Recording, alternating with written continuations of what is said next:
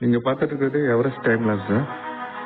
கிளைமர்ஸ் and guides வந்து 2 PM ரூல்னு ஒன்று follow பண்ணுறாங்க. 2 PM ரூல் என்னன்னா ஆஃப்டர்நூன் 2 PMக்குள்ள எவரெஸ்ட் ஏறிட்டு அதுக்கப்புறம் கீழே வந்துடணும்.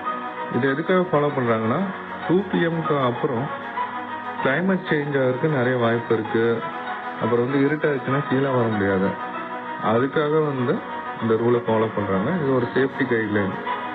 அப்புறம் வந்து 7000 மீட்டர் ரூல் அப்படின்னு சொல்லிட்டு நேபாள் கவர்மெண்ட் கொண்டு வந்திருக்காங்க. இந்த 7000 மீட்டர் ரூல் எதுக்குன்னா, நீங்கள் இதுக்கு முன்னாடி நேபாள் இருக்க ஒரு மவுண்டைன் 7000 மீட்டர் ஏறி இருந்தால் மட்டும்தான் மவுண்ட் எவரெஸ்ட் ஏறக்கு வந்து உங்களுக்கு பெர்மிட் கொடுப்பாங்க. இது எதுக்காகனா, அங்கே 7000 மீட்டரில் இருக்க அந்த மவுண்டைன் ஏறும் போது உங்கள் பாடி வந்து ஒத்துக்குதா அந்த இருக்க சூழ்நிலையை, அப்போ தானே நம்ம மவுண்ட் எவரெஸ்ட் ஏற முடியும். ஏன்னா மவுண்ட் எவரெஸ்ட் வந்து அதோட ஹைட்டு பார்த்தீங்கன்னா 8848.86 மீட்டர். அடியில் பார்த்தீங்கன்னா 2931.7 அடி. அதனால அந்த சூழ்நிலையை வந்து நீங்கள் உங்கள் பாடி ஏற்றுக்கணும்னா இதுக்கு பெர்மிட் கொடுப்பாங்க.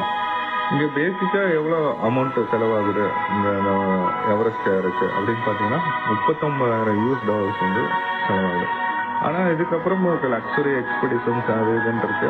அது நீங்கள் எவ்வளோ லக்ஸுரியாக நீங்கள் யூஸ் பண்ணுறீங்க அப்படின்னு பொறுத்து $1,39,000 மட்டும் செலவாகுது.